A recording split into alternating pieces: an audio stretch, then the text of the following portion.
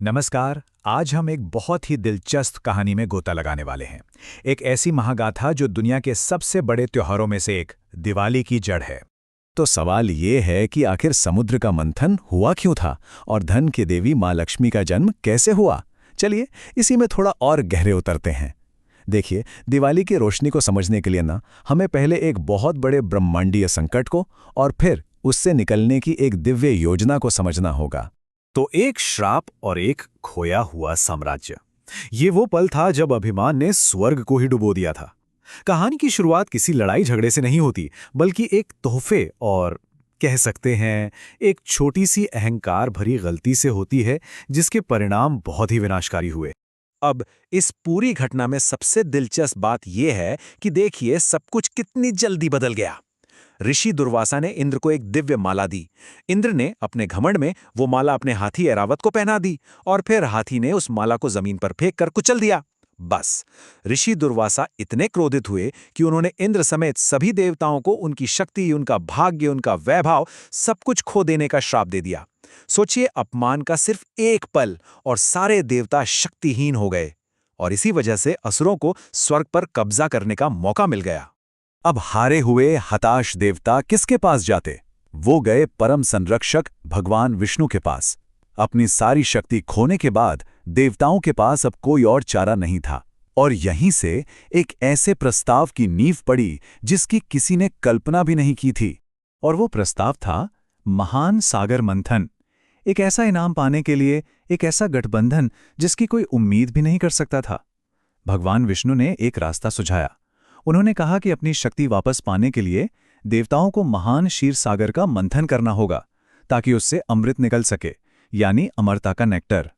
लेकिन एक बहुत बड़ी मुश्किल थी, वो ये काम अकेले नहीं कर सकते थे। तो गठबंधन कैसा? देव और असुर यानी देवता और राक्षस दोनों को मिलकर ये काम करना था और लक्ष्य एक ही था, ब्रह्मांडीय महासागर की गहराइयों से अमृत को निकालना। अब सोचिए ये कितना बड़ा काम था। इसके लिए कट्टर दुश्मनों को एक साथ आना पड़ा और वो भी सिर्फ अमर जीवन के वादे के लिए। तो तैयारी शुरू हुई। मंथनी बनाने के लिए मंदराचल पर्वत को लाया गया। रस्सी के लिए सर्प राजा वासुकी को मनाया गया। तय हुआ कि देवता वासुकी की पूंछ पकड़ेंगे और असुर उनका सिर। लेकिन जैसे ही मंथन शुरू हुआ, पर्वत समुद्र में डूबने लगा। तब भगवान विष्णु ने खुद कूर्म अवतार यानी कछुए का रूप लिया और पर्वत को अपनी पीठ पर सहारा दिया। मतलब इस काम को संभव बनाने के लिए खुद भगवान विष्णु को आधार बनना पड़ा। तब जाकर कहीं ये महान मंथन शुरू हो पाया। विष, बलिदान और फिर खजाने। लेकिन मंथन का पहला फल बहुत ही घातक था। सब खजाने का इंतजार कर रहे थे, पर समुद्र से निकलने वाली पहली चीज कोई खजाना नहीं थी, बल्कि ये एक ऐसा संकट था जिसने पूरे अस्तित्व को ही खतरे में डाल दिया। वो था हलाहल, एक ऐसा घातक जहर, इतना ज्यादा शक्तिशाली कि वो पूरे ब्रह्मांड को खत्म कर सकता था और वो अब सतह पर आ चुका था। हे महादेव, आप ही संहारक हैं और आप ही रक्षक। अब केवल आप ही इस सृष्टि को बचा सकते हैं। सब घबरा गए। देवता और असुर दोनों ने उस एक शक्ति की ओर देखा जो इस विनाश को रोक सकती थी, और वो थे भगवान शिव। और यहीं से उनका नाम पड़ा नीलकंठ, यानी नीले गले वाले। भगवान शिव ने वो सारा हलाहल विष पी तो लिया, लेकिन उसे अपने गले में ही रोक लिया। इससे उनका गला नीला पड़ गया। दुनिया तो बच गई, पर यह निशान उन पर हमेशा के लिए रह गया।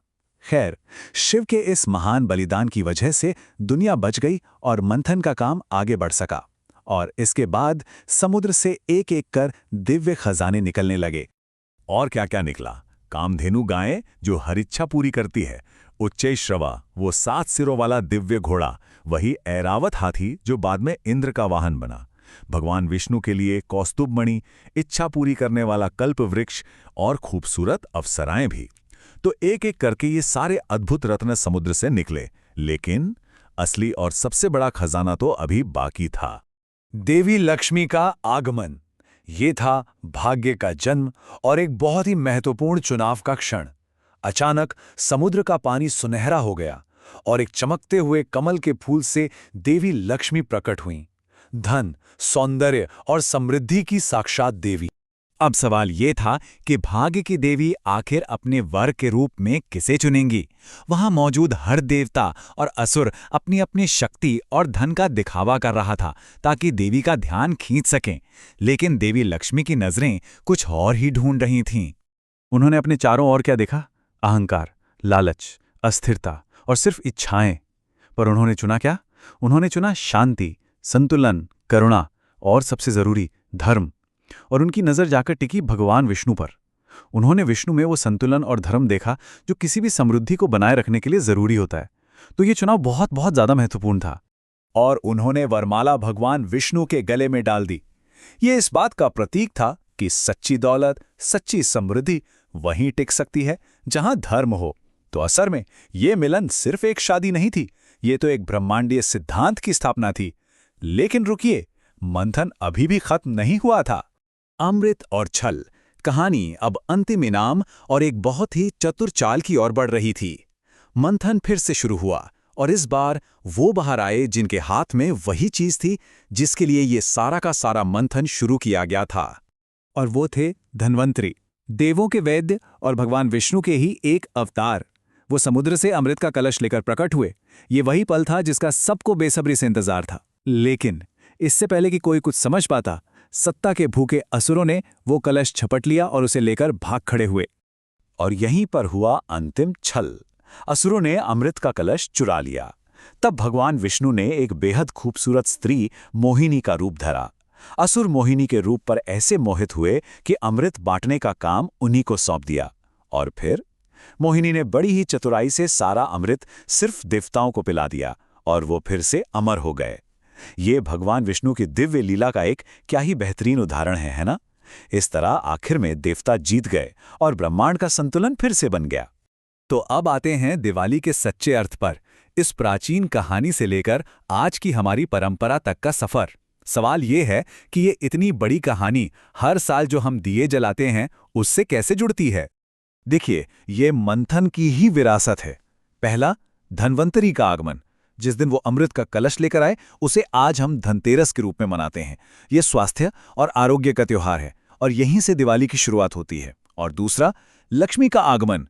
उनके जन्म और भगवान विष्णु को चुनने का उत्सव ही दिवाली है, जब हम अपने जीवन में धन, समृद्धि और धर्म का स्वागत करते हैं। तो समुद्र मंथन की इन दो बड़ी घटनाओं ने ही सीधे सीधे धनतेरस और दिवाली जैसे त्योहारों को जन्म दिया। तो दिवाली असल में अंधकार पर प्रकाश की, बुराई पर अच्छाई की और समृद्धि का धर्म के साथ जो दिव्य मिलन हुआ था उसी का जश्न है।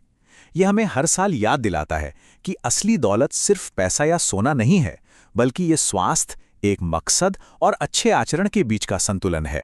और ये कहानी हमें एक बहुत बड़े सवाल के साथ छोड़ जाती है, धर्म के बिना धन का क्या मतलब है? ये एक ऐसा सवाल है जो उस पौराणिक काल में जितना जरूरी था आज भी उतना ही है। इस पूरी कहानी को हमारे साथ समझने के लिए बहुत बहुत धन्यवाद।